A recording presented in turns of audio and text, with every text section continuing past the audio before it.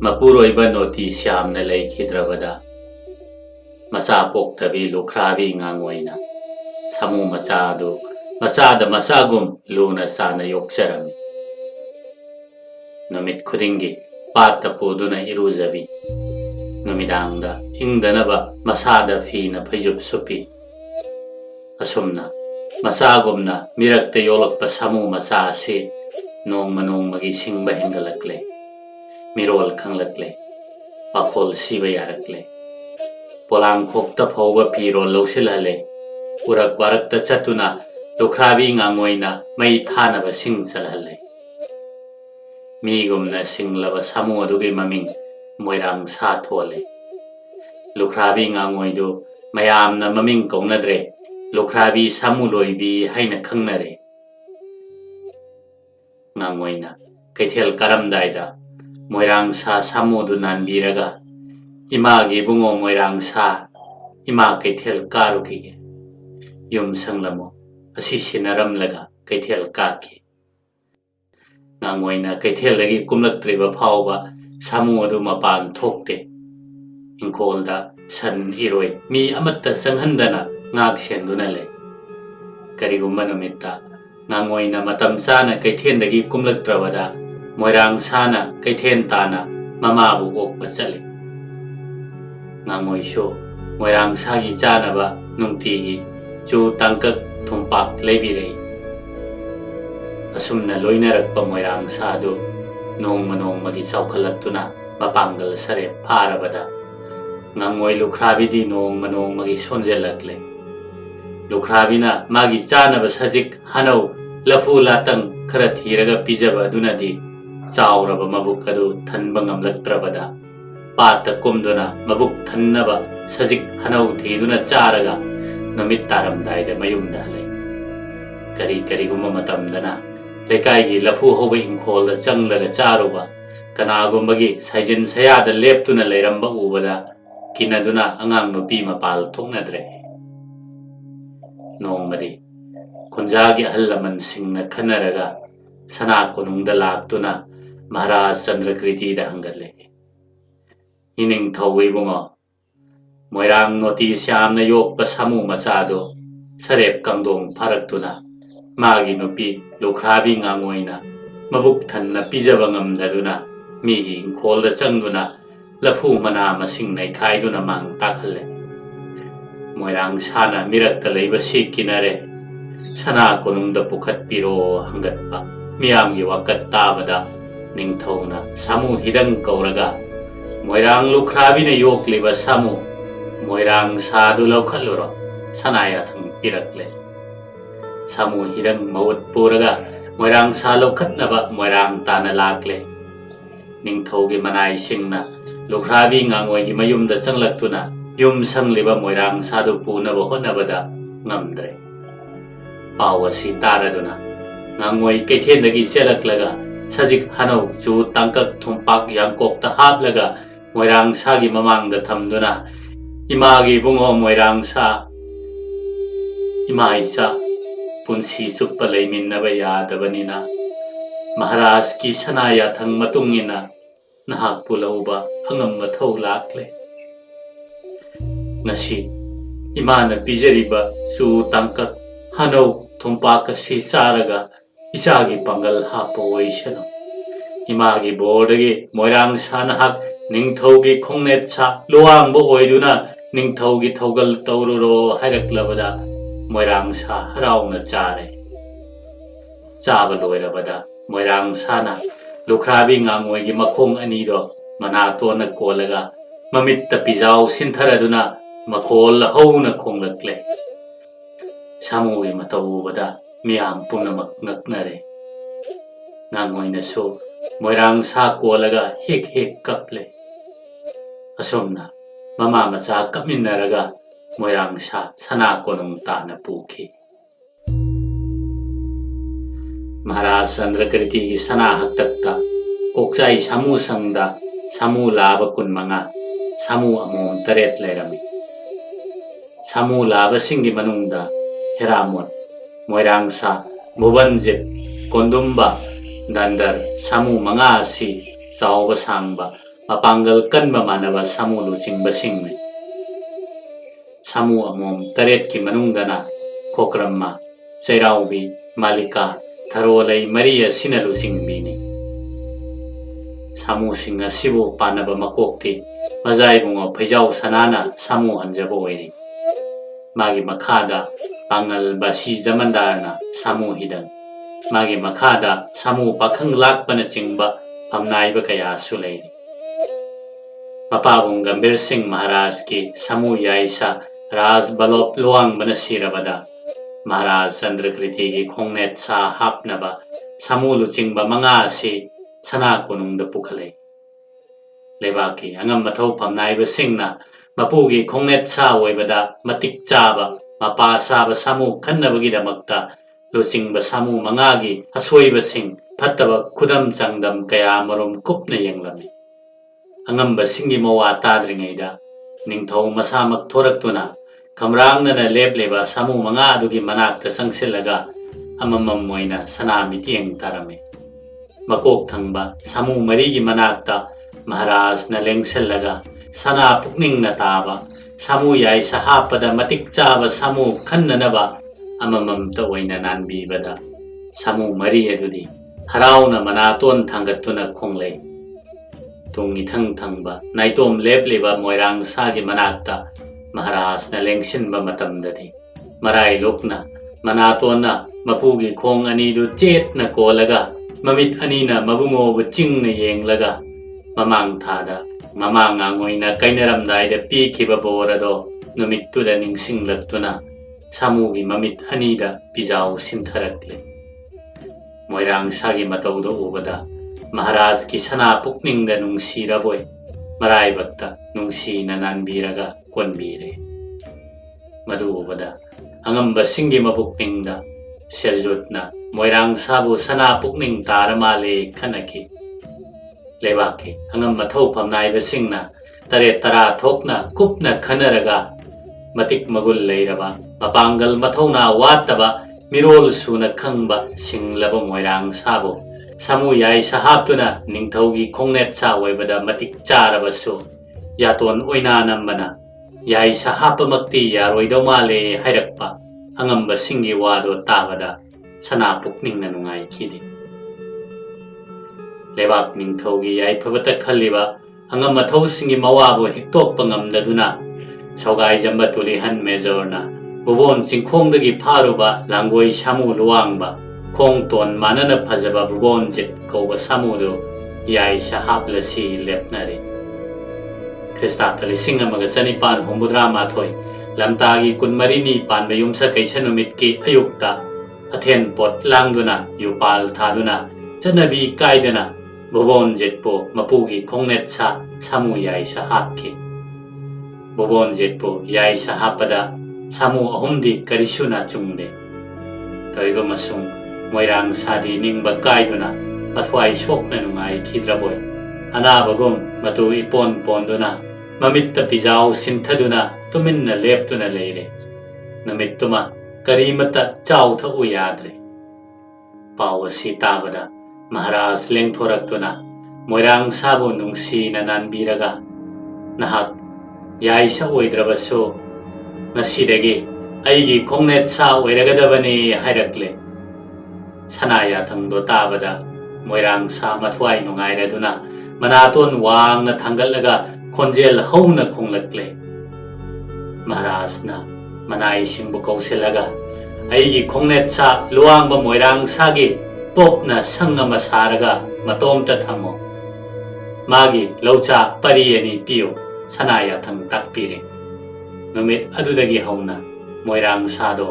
ꯐꯤꯔꯥꯡꯖꯤ ꯀꯨꯞꯇꯨꯅ ꯁꯅꯥꯔꯨꯞꯄ ꯁꯦꯝꯕꯥꯡ ꯃꯍꯨꯝ ꯁꯥꯃꯨꯒꯤ ꯊꯛꯇ ꯍꯩꯒꯠꯂꯒ ꯅꯤꯡꯊꯧꯅ ꯍꯔꯥꯎ ꯀꯨꯝꯍꯩ ꯌꯦꯡꯕ ꯆꯠꯄ ꯑꯃꯗꯤ ꯁꯥ ꯂꯥꯟ ꯆꯠꯄ ꯃꯇꯝꯗꯁꯨ ꯃꯄꯨꯒꯤ ꯈꯣꯡꯅꯦꯠ ꯁꯥ ꯑꯣꯏꯈꯤ꯫ ꯃꯍꯥꯔꯥꯖ ꯆꯟꯗ꯭ꯔꯀ꯭ꯔꯤꯇꯤ ꯁꯅꯥ ꯍꯥꯛꯇꯛꯇ ꯅꯨꯃꯤꯠ 10 ꯆꯨꯞꯅ ꯍꯥꯈꯤꯕ ꯌꯨꯍꯥꯔ ꯑꯗꯨ ꯍꯧꯖꯤꯛ ꯐꯥꯎꯕ ꯃꯩꯇꯩꯅ ꯌꯨꯍꯥꯔ ꯍꯥꯕ ꯑꯆꯧꯕ ꯍꯥꯏꯅ ꯁꯣꯟꯅꯔꯤ꯫ ꯈ꯭ꯔꯤꯁꯇꯥꯕꯇ 1964 ꯋꯥꯛꯆꯤꯡꯒꯤ 19ꯅꯤ ꯄꯥꯟꯕ ꯅꯣꯡꯃꯥꯏꯖꯤꯡꯒꯤ ꯅꯨꯃꯤꯠ ꯇꯥꯒꯗꯕ ꯄꯨꯡ 3 ꯋꯥꯠꯂꯤꯉꯩꯗ ꯌꯨꯍꯥꯔ ꯍꯥꯕ ꯍꯧꯔꯒ ꯉꯥꯏꯍꯥꯛ ꯀꯥꯟꯅꯔꯒ ꯑꯍꯤꯡ ꯑꯗꯨꯗ 15ꯔꯛ ꯍꯟꯅ ꯍꯥꯕꯗ ꯃꯩꯇꯩ ꯂꯩꯕꯥꯛꯀꯤ ꯌꯨꯝ ꯀꯩ ꯐꯨꯔꯥ ꯗꯂꯥꯟ ꯌꯥꯝꯅ ꯀꯤꯟꯊꯗꯨꯅ ꯃꯤꯁꯤ ꯃꯤꯅꯥ ꯊꯣꯛꯈꯤ꯫ ꯑꯍꯥꯟꯕ ꯅꯨꯃꯤꯠꯀꯤ ꯌꯨꯍꯥꯔ ꯍꯥꯕꯗ ꯒꯨꯔꯨ ꯃꯌꯨꯝꯒꯤ ꯕꯩꯙꯣꯞ ꯗꯂꯥꯟ ꯀꯤꯟꯊꯗꯨꯅ ꯕ꯭ꯔꯥꯍꯃꯟ ꯃꯇꯩ ꯃꯅꯥꯎ ꯅꯟꯗꯨꯅ ꯁꯤꯈꯤ꯫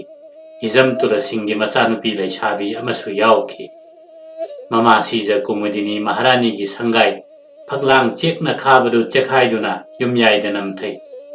ꯂꯥꯏꯅꯤꯡꯊꯧ ꯅꯣꯡꯁꯥꯕꯒꯤ ꯁꯪꯂꯦꯟꯒꯤ ꯁꯨꯃꯥꯡ ꯆꯦꯛꯈꯥꯏꯗꯨꯅ ꯂꯩꯅꯨꯡꯗꯒꯤ ꯏꯁꯤꯡꯒ ꯂꯩꯉꯣꯏꯒ ꯄꯦꯔꯦ ꯑꯣꯏꯅ ꯀꯥꯝꯊꯣꯔꯛꯏ꯫ ꯁꯤꯡꯊꯥ ꯇꯨꯔꯦꯜ ꯃꯔꯤꯜ, ꯂꯨꯋꯥꯡ ꯇꯨꯔꯦꯜ ꯃꯔꯤꯜ, ꯇꯨꯈꯣꯡ ꯇꯨꯔꯦꯜ ꯑꯃꯟꯕꯁꯤꯡꯗꯁꯨ ꯂꯩꯅꯨꯡꯗꯒꯤ ꯂꯩꯅꯥꯡ ꯀꯥꯝꯊꯣꯔꯛꯏ꯫ ꯁ꯭ꯔꯤ ꯒꯣꯕꯤꯟꯗꯒꯤ ꯃꯟꯗꯤꯔꯁꯨ ꯀꯤꯟꯊꯗꯨꯅ ꯏꯕꯨꯡꯉꯣ ꯏꯕꯦꯝꯃ ꯑꯅꯤꯃꯛ ꯅꯟꯁꯤꯟꯈꯤ꯫ ꯅꯣꯡꯉꯥꯜꯂꯒ ꯅꯤꯡꯊꯧꯀꯥꯕ ꯅꯨꯃꯤꯠꯀꯤ ꯑꯍꯤꯡꯗꯁꯨ 3ꯂꯛ ꯍꯥꯈꯤ꯫ ꯃꯊꯪ ꯅꯣꯡꯉꯥꯟꯕ ꯂꯩꯕꯥꯛꯄꯣꯛꯄ ꯅꯨꯃꯤꯠꯀꯤ ꯑꯌꯨꯛꯇꯁꯨ ꯑꯃꯨꯛ ꯍꯥꯈꯤ꯫ ꯑꯁꯨꯝꯅ ꯅꯨꯃꯤꯠ 6ꯅꯤ ꯆꯨꯞꯅ ꯍꯥꯕꯁꯤꯅ ꯏꯝꯐꯥꯜ ꯇꯨꯔꯦꯜ, ꯊꯧꯕꯥꯜ ꯇꯨꯔꯦल, ꯅꯝꯕꯨꯜ ꯇꯨꯔꯦल, ꯏꯔꯤꯜ ꯇꯨꯔꯦल ꯃꯔꯤꯒꯤ ꯂꯩꯔꯥꯏ ꯀꯤꯟꯊꯗꯨꯅ ꯇꯨꯔꯦꯜ ꯈꯣꯡꯅꯨꯡ ꯐꯨꯝꯖꯤꯟꯗꯨꯅ ꯏꯁꯤꯡ ꯊꯤꯡꯗꯨꯅ ꯃꯧꯈꯠꯈꯤ꯫ ꯂꯝꯕꯤ ꯅꯝꯊꯕ ꯆꯦꯛꯈꯥꯏꯕꯅ ꯃꯤ ꯆꯠꯊꯣꯛ ꯆꯠꯁꯤꯟ ꯇꯧꯕ ꯂꯦꯞꯅꯈꯤ꯫ ꯌꯨꯝ ꯃꯅꯨꯡꯗ ꯂꯩꯕ ꯀꯤꯅꯗꯨꯅ ꯅꯨꯃꯤꯠ 2-3ꯗꯤ ꯁꯨꯃꯥꯡꯗ ꯂꯝꯍꯥꯡꯗ ꯂꯦꯛꯅꯕ ꯐꯥꯎꯕ ꯌꯥꯎꯈꯤ꯫ ꯋꯥꯛꯆꯤꯡ ꯊꯥꯁꯤꯔꯝꯗꯥꯏꯗꯒꯤ ꯍꯥꯕ ꯍꯧꯈꯤꯕ ꯐꯥꯏꯔꯦꯟ ꯊꯥꯒꯤ 9ꯅꯤ ꯄꯥꯟꯕ ꯏꯔꯥꯏ ꯐꯥꯎꯕ ꯅꯣꯡꯃ ꯂꯦꯞꯄꯒ ꯌꯨꯍꯥꯔ ꯍꯥꯈꯤ꯫ ꯌꯨꯍꯥꯔ ꯍꯥꯕꯒꯤ ꯅꯤꯛꯄꯗ ꯆꯤꯡꯒꯤ ꯂꯣꯛ ꯄꯨꯝꯅꯃꯛ ꯅꯤꯛꯇꯨꯅ ꯏꯍꯧꯔꯛꯄꯅ ꯏꯝꯐꯥꯜꯒꯤ ꯇꯝꯄꯥꯛꯇ ꯆꯦꯟꯕ ꯇꯨꯔꯦꯜ ꯄꯨꯝꯅꯃꯛ ꯏꯁꯤꯡ ꯍꯧꯗꯨꯅ ꯏꯃꯥꯏ ꯍꯦꯟꯒꯠꯈꯤ꯫ ꯑꯆꯧꯕ ꯌꯨꯍꯥꯔ ꯍꯥꯕ ꯑꯁꯤ ꯊꯣꯛꯀꯗꯕ ꯊꯥ ꯑꯃꯔꯣꯝ ꯋꯥꯠꯂꯤꯉꯩꯗ ꯅꯣꯡꯃ ꯑꯍꯜ ꯑꯣꯏꯔꯕ ꯀꯣꯅꯨꯡꯒꯤ ꯄꯥꯟꯖꯤ ꯁꯪꯂꯥꯛꯄ ꯁꯪꯒꯣꯏ ꯁꯦꯝꯕꯅ ꯃꯍꯥꯔꯥꯖ ꯆꯟꯗ꯭ꯔꯀꯤꯔꯇꯤꯒꯤ ꯁꯅꯥꯅꯥꯛꯇ ꯆꯪꯂꯛꯂꯒ ꯌꯨꯍꯥꯔ ꯍꯥꯕ ꯑꯆꯧꯕ ꯑꯃ ꯂꯩ, ꯈꯔ ꯆꯦꯛꯁꯤꯟꯅ ꯂꯩꯕꯤꯌꯨ ꯍꯪꯒꯠꯄꯗ ꯃꯍꯥꯔꯥꯖꯅ ꯃꯩꯇꯩ ꯂꯩꯕꯥꯛꯀꯤ ꯑꯐꯥꯎꯕ ꯄꯟꯗꯤꯠ ꯄꯥꯟꯖꯤ ꯑꯃꯠꯇꯅ ꯌꯨꯍꯥꯔ ꯍꯥꯒꯅꯤ ꯍꯥꯏꯗ꯭ꯔꯒ ꯏꯄꯨꯅ ꯀꯔꯝꯅ ꯈꯪꯗꯨꯅ ꯍꯥꯏꯔꯤꯕꯅꯣ ꯍꯥꯏꯅ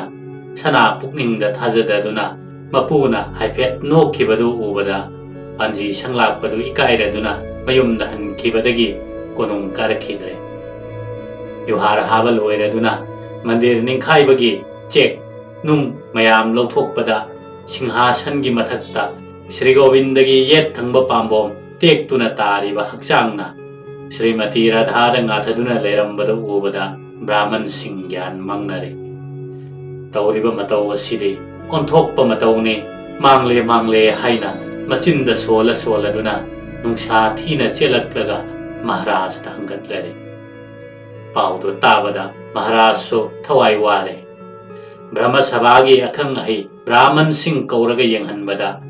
ꯃꯈꯣꯏ ꯄꯨꯝꯅꯃꯛ ꯊꯋꯥꯏ ꯋꯥꯅꯔꯦ꯫ ꯚꯦꯗ ꯁꯥꯁꯇ꯭ꯔ ꯈꯪ ꯍꯩꯔꯕ ꯕ꯭ꯔꯥꯍꯃꯟꯁꯤꯡ ꯑꯗꯨꯅ ꯃꯍꯥꯔꯥꯖꯀꯤ ꯃꯥꯡꯗ ꯃꯥꯅ ꯈꯪꯕ ꯃꯌꯥꯝꯗꯣ ꯍꯥꯏꯗꯣꯛꯅꯗꯨꯅ ꯀꯨꯞꯅ ꯈꯟꯅꯔꯒ ಶ್ರೀ ಗೋವಿಂದ ಸಂಸ್ಕಾರ ತೌಬ ಲೆಪ್ನರೆ. ಮತಿಕ್ ಮಗುಲ್ ಲೈರಬ ಸಿಂಥಾರಬ ಬ್ರಾಹ್ಮಣಸಿಂಗ್ ꯉꯥꯛꯇನ ಸೆಂಬ ಬ್ರಹ್ಮ ಸಭಾಗಿ ವಾರೆಪ್ಪದು ತಾಬದ ಮಹಾರಾಜ್ಗೆ ಸನಾ ಪುಕ್ನಿಂಗ್ದ ಯಾನಿಂಗ್ದ್ರಬಸ್ಸು ಕಕ್ಪ ngамದ್ರೆ. ಯುಹಾರ ಹಾಬ ನುಮಿತ್ಕಿ ನುಮಿದಾಂಗ್ದಗಿ ಹೌನ ಶ್ರೀ ಗೋವಿಂದಗಿ ಲುಕ್ ಹೌದುನ ಆರ್ತಿ ಕತ್ತಬ ಮಬುಂಗೋಗಿ ಸೆಬಾ ಲೇಪ್ಲಬದ ಮಹಾರಾಜ್ ಮಥವಾಯಿ ವಾರೆ. ಚಾಗನಿ ಥಕ್ಕನಿ ಖಂಗ್ದ್ರೆ ಕಪ್ತುನ ಲೈಖ್ರೆ. ಪಾವ ಅಸಿ ತಾಬದ ಸಂಗಾಯಿ ಸೆಂಬ ಪಾಂಜಿ ಅದು ಕೊನುಂಗ್ದ ಕಾರಕ್ತುನ ಸನಾನಾಕ್ತ ಸಂಗ್ಲಕ್ಲಗ ಮಹಾರಾಜ್ ಪು ಖುರೊಮ್ಮೆ. ಇಪು ಪಾಂಜಿ ಸಂಗ್ಲಾಕ್ಪ ನಹಾಕ್ಕಿ ನಸಕ್ ಊದಬ ಕುಯಿರೆ. ಯುಮ್ದ ಅಸಿ ಅನಾ ಯಾವ್ರಬ್ರಾ ಹಂಗ್ಲಕ್ಲೆ. ಇನಿಂಗ್ ಥೌ ಇಬುಂಗೋ ಪಂಗ್ಲಬ ಗ್ಯಾನ್ ಲೈತ್ರಬ ನನಾಯ್ನ ಥಾ ಅಮಗಿ ಮಮಾಂಗ್ದ ಅಚೌಬ ಯುಹಾರ ಹವ ಮಲೈ ಸನಾ ಚೊರೋಂದ ಹಂಗತ್ಪದ ಇವಾ ಲೌಬಿ ಖಿದವ ಅದುದ ಇಕಾಯಿರದುನ ಕೊನುಂಗ್ ಕಾರಕ್ತಬನಿ ಹಂಗಲೆ. ಪಾಂಜಿ ಸಂಗ್ಲಾಕ್ಪಗಿ ವಾದೋ ತಾಬದ ಮಹಾರಾಜ್ ಇಕಾಯಿಬನ ಮೈಥೋಂಗ್ ಲಾಂಗ್ಸಿಲ್ಲೆ. ಇಪು ನಸುಗಿ ಇರಾಲ್ ꯉꯥꯛꯄꯤꯌꯨ. ಇಪುನ ತಾಕ್ಪಿರಂಬ ಮತಂ ಮದು ಸುಕಾಯಿ ಹೆಕ್ ಕಾಯ್ದನ ಯುಹಾರ ಹಾದುನ ಮಂದಿರ ನಿಂಖಾಯ್ಬದಗಿ ಶ್ರೀ ಗೋವಿಂದಗಿ ಯೇತ್ ಥಂಗ್ಬ ಪಾಂಬೋಮ್ ತೇಕ್ತುನ ಇಬುಂಗೋ ಮಾಬು ಸಂಸ್ಕಾರ ತೌನಬ ಬ್ರಹ್ಮ ಸಭಾನ ವಾರೆಪ್ ಲೌಖ್ರೆ. ಮದುಗಿದಮಕ್ತ ವಾಬನ ನಸೂದಿ ಚಾಫಂ ಥಕ್ಫಂ ಖಂಗ್ದ್ರೆ. महाराज की वादो ताबदा पांजी संलाकपना इनिंगथौ ननाइसो ब्रह्म सभा की पाउदो ताबदा सना चरोंद खुरुमगे लाक्ष्यबने इनिंगथौना चानबीरबदि ब्रह्म सभा की वेद शास्त्र खंगलब ब्राह्मण सिंगी मफमदा पंगलब ननाइना पुना सना मांगदा करिगुम्बा खरदंग निंगसिंगजगे मधुगी पाउखुम तारगा श्री गोविंद की संस्कार तौबियो हंगलकले पांजी संलाकपगी वादो तारगा महाराजना मनाई थादुना ब्रह्म सभा की ब्राह्मण सिंह अदो सनानाक्ता कौहलोरे ब्राह्मण मयाम अदो सुना तिल्लबदा संगाई सेम पांजी संलाकपना ब्राह्मण सिंह अदो येंगलगा हैरे अय्या सिंगदा एहा करिगुम्बा खरदंग निंगसिंगजगे मंदिर दा लालिबा श्री गोविंद से बैकुंठगे मखुत मरी पानबा श्री विष्णु भगवान अदु नत्ते एवं होमाना ताइबंग नरलीला सानदुना मियोइबबु लानबीगे खल्लदुना मखुत अनी पानबा ताइबंग मीगी मसक लौदुना देवकी की गदपदावतार तौरगा ब्रजविंदावंद नरलीला सानखिबा श्री कृष्ण कौबुंगो माना इनिंगथौ वैगचंद्र महाराज ममांगद लेंबिरक्तुना ताकपिरंबा मतुंगिना श्री गोविंद की मूर्ति असी सारगा लाचबने वृंदावन के मतौ तंबने एवं ओमासु ताइबंग मियोइबगुम्बनी खंदुना लुक्कलगा खुरुमजरी ताइबंग मीबो मखोंग मखुत तेकलगा सीब्रा सीदे मकोकक्लबदी सी अदुना श्री गोविंद इबुंगोसे ये थंगबा पांबोम तेकपनी सीदे संस्कार तौबा यादे अतेकपा पांबोम असी हानगुम सेमजिनबदा करिसु पुकनिंगदा चिंगनानिंगाई लेते मियोइबै खोइसु अतेकपा खोंग खुद अदु समलगा हानगुम चली थबगिंग खांग सुनोमी पांजी संलाकपगी वादो ताबदा ब्राह्मण सिंह मरु लुक्तुना तुमिन तुमिन लेनरे अचुम्ब वाफमनिना कनानसु येत्पा ngamdre महाराज मथवाई नुंगाइरेदुना इपु पांजी संलाकपगी वाफम असी अचुम्बनी ngasimak श्री गोविंद इबुंगोगी तेकलिबा पांबोम असी सेमजिन्नबा तौरसी ताकपिरे सनाया थंगदो ताबदा पांजी संलाकपना मखुत लोनरगा इनिंगथौ इबुंगो सना मित्येंग ताबियो ननाइना उजबदा श्री गोविंद की ख्वांग थोलिबा सना फिगे फैजोंगी कुंजा कोमदुना तारे लुक्कत्तबा कुइरदुना ख्वांग थोलिबा ख्वांगचेतसु कोमले लुक्कत्नबा थौरांग तौबियो हंगतलबदा महाराज न ब्राह्मण सिंह कौरगा मथेल सुना लुक हौरगा ngasimak श्री गोविंद कत्नबा थौरांग तौरो सनाया थंग ताकपिरक्ले श्री गोविंद की तेकलिबा पांबोम अदु हानगुम मफम चाना सेमजिले ब्राह्मण सिंहना लुक हौरगा मतम चाना कत्ले नुमित अदुदगी हौना पुकनिंगदा चिंगनबा अमत्ता पोक्तना श्री गोविंद इबुंगोबु खुरुमजखि ख्रिस्ताब्द 1964 सजीबुगी 3 पानबा इराई नुमित्ता political agent doctor R Brown सन्नमा हालगा चागदौरे पाउ ताबदा महाराज चंद्रकृतिना कांगबम थंगाल मेजर थादुना अखोई मैतै लेबाक से हिंदू धर्म चटपनिना सन्बो इमा इपागुम यामना लुना चाना तौई सन हत्पा यादे हाइदुना सनगी ममल लुपा कुन पिरमलगा सन्दो पुरक्तुना महाराज कत्ले सा सनबो लुना चाना तौबदा उबदा साहेबना निंगथौबो थगतखे बिलाट लेबा की महारानी विक्टोरिया की याथंग ओइना कलकत्ता लेबा भारत की वाइसरॉय लॉर्ड नॉर्थब्रुकना असम लेबाक वातेम लेबा चीफ कमिश्नर कितिन साहेब का अनीना मैतै लेबाक की ngमखै ओइना लेरिबा कोहिमा से मतम चाबदा लौसिनबा खनरमे महाराज चंद्रकृतिदा हाइजरगा मतम खरा कोहिमादा साहेब अखोई सिफाई थमदुना thana thamnaba lam machet amani iraga matungda sifai paltan ama phana thamsi lepnare asumna lepnaraga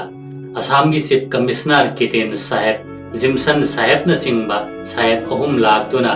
Maitrawakta political agent toina leiriba Captain Dr. R. Brown ga unaduna wa tanaraba matungda Maharaj Chandrakriti da darbar phamsi pau pirakle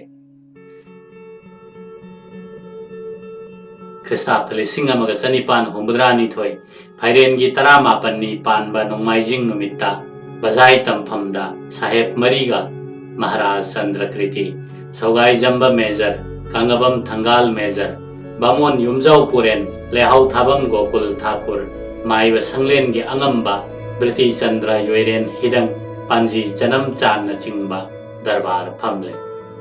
Saheb Singna Kohima gi lamasi Maitai gi lamla hanglaklabada Kangabam Thangal Major na Maitai gi lamkhaini Saheb Singh na thajadraga Maitai gi puyada iduna leiribasi yengbiyu haiduna Chaitharol kumbaba phaktoktuna pahanbada Gambir Singh Maharaj ki sana haktakta loi chalamba khun ama ani gi maming iramba Kohima gi ising khong mayada Maharaj ki khongul yekpa nung phumduna lamkhai takpa Narsingha Maharaj ki haktakta su loi chalamba Kohima gi haukhul ani gi maming mayek seng na iduna leirambado ubada Jimson Saheb na Maitai na khoi gi puyada iriba lairik mayek ase Devanagari ra hangmada Thangal na Maiba sanglen da thamliba Maitai gi puya pumnamakta iriba Maitai mayek ado asini haina iduna utlabada Saheb Singh jingnaba kokhi Kohima ase Maitrabaki lamni khanglabada Assam gi Chief Commissioner Saheb na Manipureshwar Maharaj tabiyo Awang Kohima lamda masi Saheb aikhoi gi sifai thamduna thana phamhange lam machet amata pibiu hajarakle Kohima di aigi iramdamni Saheb na khoi na khut thengjan pham thokte hairakpa Maharaj ki thongna phaba paukum do tabada Assam gi Chief Commissioner Saheb na Maharaj tapthabi kho Kohima da Saheb aikhoi na Thana phamge haijabade aikhoi na khut thingjanbagi wafam nachade Manipur nakhoi gi mina lalol itik chatpada khudong chanaba nupi angang jatrik sing na Kohima phauduna chatpada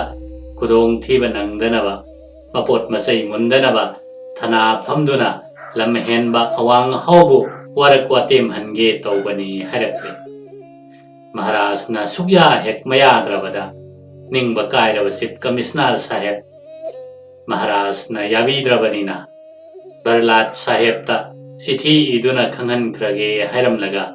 Saheb mari edu hanki Assam gi Chief Commissioner Kiten Saheb na Bharat ki Governor General Lord Northbrook Saheb ta Manipur gi Maharaj Chandrakriti ase yamna chauthokpa napal kabaning thongni Kohima da thana thambagi wafam haudoklubada yatum maton da pak palibak marik ama phawba piba yaroi haina bakok ta yetliba koyet adu lauthok kansil lamlaga chatki masi haina asemba paw adu tamsinbada Bharat ki Viceroy amasung Governor General sauning labasu mabukning phajelaga tare tara thokna wakhal tawre Kasar jila da darbar phamnaba kauraga namduna sahi tawhange mapukning da lepladuna Maharaj Chandrakriti gi mapukning penaba leisi leithonba sithiyama iraga Assam gi Chief Commissioner Kiten stasinaduna Maharaj ki makhutta yaunaba pautak pirai Commissioner Saheb na Manipur gi political agent R. Brown Saheb ta masamakna Maharaj Chandrakriti gi makhutta yaunaba piyo haina sithi adu thare Christapthali singamaga chanipan humbudra mari ingel gi tara mangani panbayum sa kaisa nomita political agent R. Brown na sithi adu Thangal Major da sinare Thangal na sithi adu puraga sananak da sanglatuna Bharat ki Wayal Supli pairiba Barnat Saheb na tharakpa baton se amatangbo nanai ejen sahebna nanai thangalda ining thogi sana khutta katpiu sinarakpa burden si asi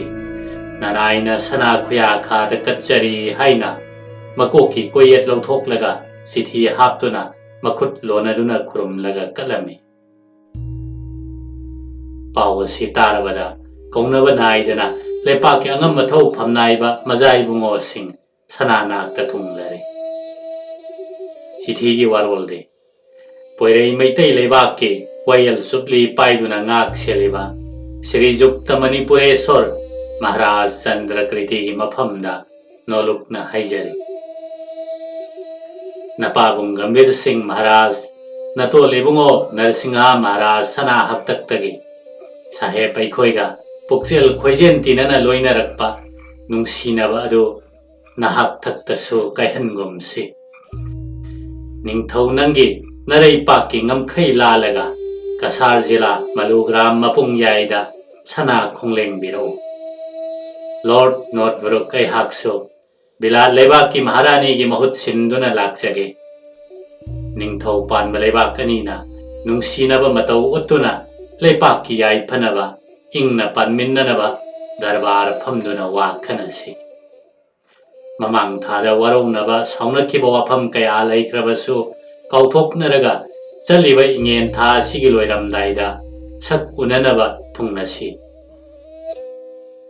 saheb ki barton waroladu khanglabada Maharaj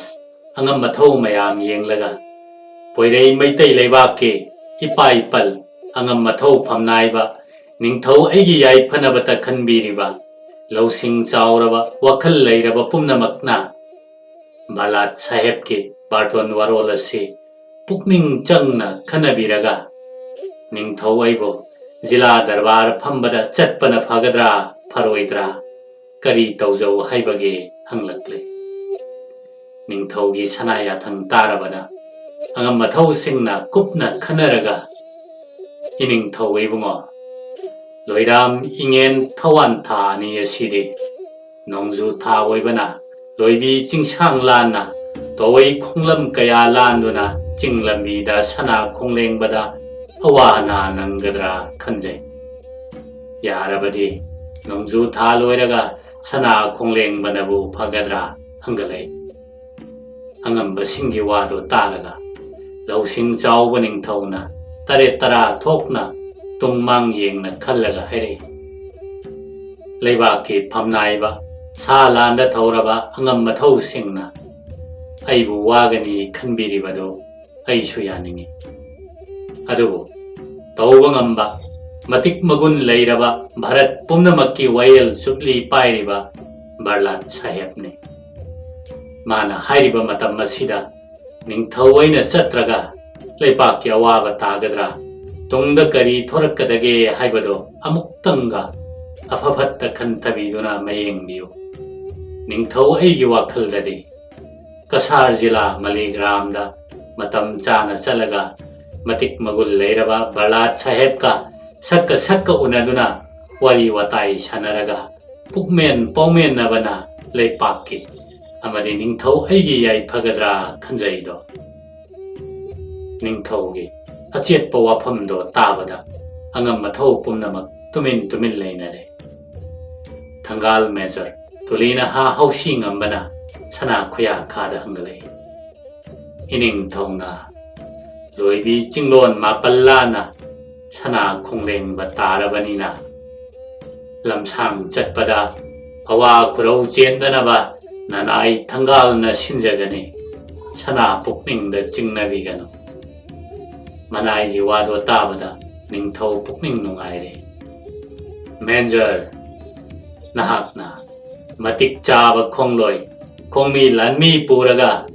Mangjo na chatuna miyam na chatpada nungainaba lambi lamdang sem saruro yarek sang sanaba sillang loro sanaya thang pirat